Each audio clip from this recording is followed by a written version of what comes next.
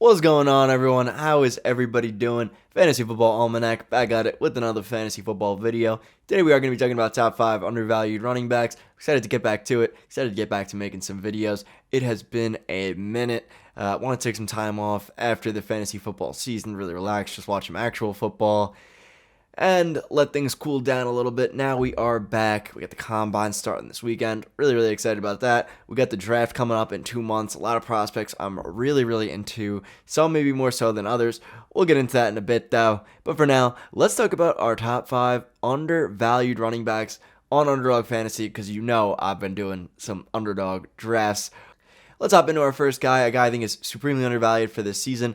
That is Javonte Williams. Now, Javonte Williams is in a very interesting position coming into this next season. I mean, for one, he's on probably one of the weirdest offenses in the entire NFL, a team that was destined for greatness and fell below mediocrity to a 4-win team, a team that doesn't even have their first-round pick because they traded it for a quarterback. They look terrible. But now we see Sean Payton coming in. Not only that, but now they bring in Sean Payton, a guy who I think could really turn this team around. I mean, we saw how Russell Wilson played better without Nathaniel Hackett. Yes, a small sample size, but still somewhat promising.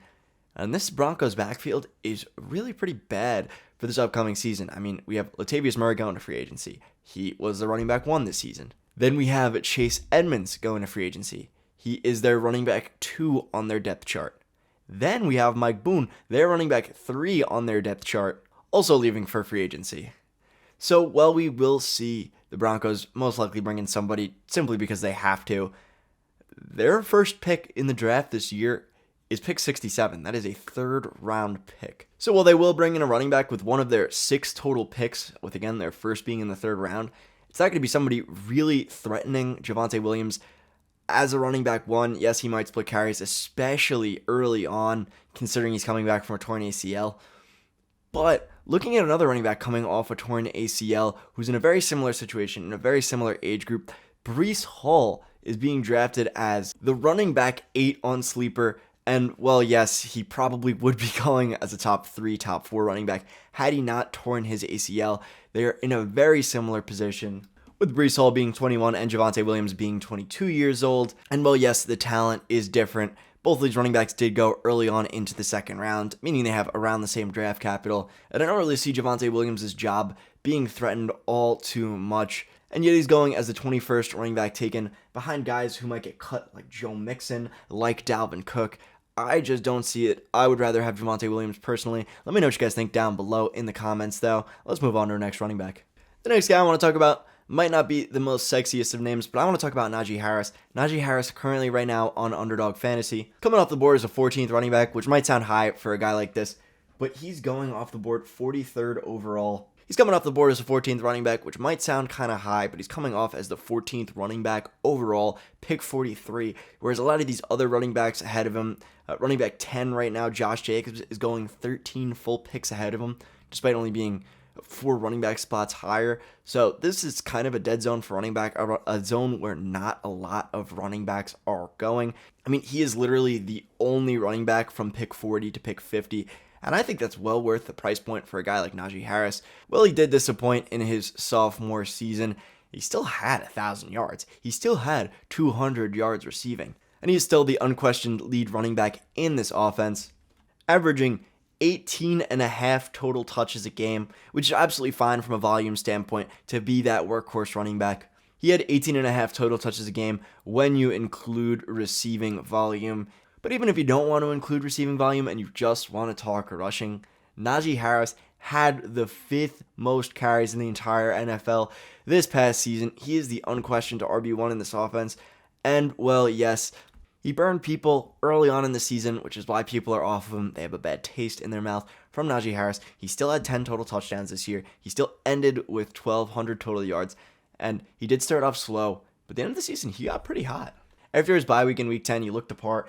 Being the running back 14, which is where he's being drafted right now, we know he's getting absolutely unquestioned carries, unquestioned targets. And now he gets another year with Kenny Pickett, a year where Kenny Pickett might take a step forward. There might be more total touchdowns in the offense. I like the prospect of taking Najee Harris. Well, he's not. Unfortunately, my light just died. But Unfortunately, he is not going to be the guy who will be an elite RB1. I mean, he's never going to be a Derrick Henry level of production, a top 3, top 5 running back. He has the usage, and yet he's going in a tier where these next running backs don't necessarily have the usage, or there are questions about their usage. So that's why I like Najee Harris. But let's move on to our next running back. The next guy I want to talk about, an NFL rookie, it's Jahmyr Gibbs. I think Jahmyr Gibbs is a pretty undervalued asset at this point. I mean, for one, he's going into his rookie season, so he has fresh legs. Not only that, he transferred from Georgia Tech to Alabama, so Alabama was so happy, so inclined with his play that they decided to go out and get Jahmyr Gibbs, go out and get him from the transfer portal, which is exciting news from a talent perspective. Furthermore, in the draft, he projects to go early second round. And while there might not be the best landing spots in terms of NFL teams there, the draft capital is very promising, along with his role. He's one of the best pass catchers at the running back position we've seen coming out in the draft. I mean, you hear him comped so often to Alvin Kamara, and if he's 85% of Alvin Kamara, I am absolutely fine with that at the running back position. Going at picks 57 on Underdog Fantasy, running back 16, but again, there is a huge dead zone of running backs around that position, so he's going behind a guy like DeAndre Swift, and well, yes, DeAndre Swift also does have that pass-catching profile. I'm a little concerned with the workload. I'm not sure Dan Campbell really put his trust into DeAndre Swift this season. DeAndre Swift could be a value, but I would rather have Jahmyr Gibbs in a vacuum. We have to see where he goes first. Could be higher, could be lower, but I like the value he presents right now. The fourth running back, a guy that I've seen fallen quite a bit in these drafts, it's James Conner. And I know, disgusting name, doesn't really feel good to go out and grab this season, but this is a guy going round 3 in the draft last year, and he looked really good towards the second half of the season. Granted, first half, he was injured. That might be partially why he is down as low as he is. The other reason being we might not see Kyler Murray back till the second half of the season. But even if that is true, James Conner still looked really good. James Conner was still cooking in an offense led by Colt McCoy and David Blau, so I'm not too worried about him from a volume perspective. I mean, he's going to be getting the touches. Also, considering their running back 2 is Darrell Williams, running back 3, Corey Clement, and their team is pretty bad. They are not going out and targeting a running back early in the first round. They have the 3rd pick. They're obviously going to go for a defensive player, most likely. Maybe we see them target a running back a bit later in the draft, but I think they have so many holes on their roster currently. I don't see how they can go about addressing a running back, especially considering James Conner was fine with the volume he had last season. Again, yes, he was injured, but over the second half of the season, he was getting consistently over 15 carries a game. To go alongside that, he was getting 6-7 targets a game towards the end of the season, which, again, if there's no Kyler there, he's going to be getting more targets. We know he can do that, and we know he's a touchdown machine. If they get near the end zone, they want to give the ball to James Conner. So I could see James Conner easily outperforming his value right now as the running back 29, potentially even finishing as a low-end RB1. I don't get why he's here, considering he's also only 27 years old. He has not hit an age cliff. And again, there's literally nobody behind him. Also, side note, in 13 games last year, he finished as the running back 19, putting up almost 1,100 total yards, which on a 17-game pace, it's around 1,400 yards.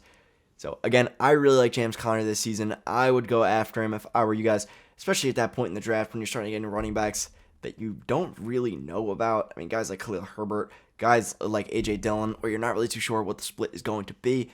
I love James Conner here.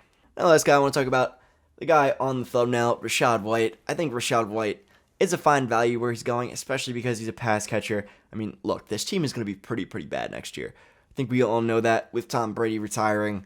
Their number 1 quarterback right now listed on the depth chart is Blaine Gabbert. You can make an argument it's Kyle Trask. I would probably prefer to start Kyle Trask, at least. I mean, potentially you see what you can get. We already know Blaine Gabbert's terrible. But either way, not going to be a good situation for the quarterback. So what do quarterbacks do when they're not confident, they haven't had many NFL starts, they're not really in a great situation? They check it down. Yes, you could throw occasional deep ball to Mike Evans, but most of the time you're going to be checking it down, you're going to be playing it safe, because that's what you know how to do. This is the NFL, you're playing with the big boys.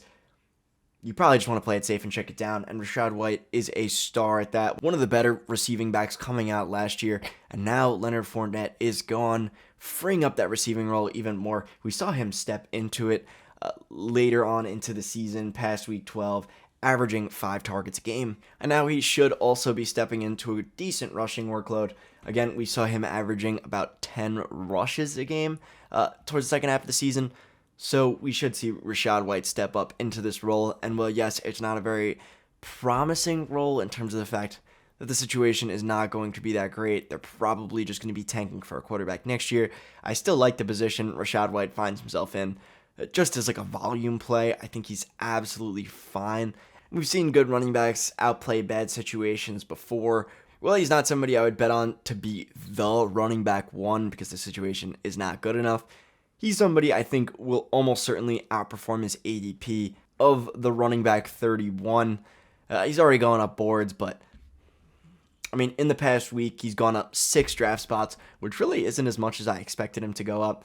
But we shall see what happens with Rachaad White in the long term. Anyways, guys, hope you enjoyed the video. If you did, go down, give this video a like, comment anything. I'm answering every single fantasy football comment. Always here for you guys. Want you guys to succeed in your leagues, in your best ball drafts. Go sign up for Underdog Fantasy. They're not sponsored or anything, but great platform to draft on. Very, very fun. And subscribe to the channel. Turn that notification bell on. So again, you don't miss another video. I want you guys to all win your fantasy leagues. And with that, guys, as always, have a good day, a good night, and a good life.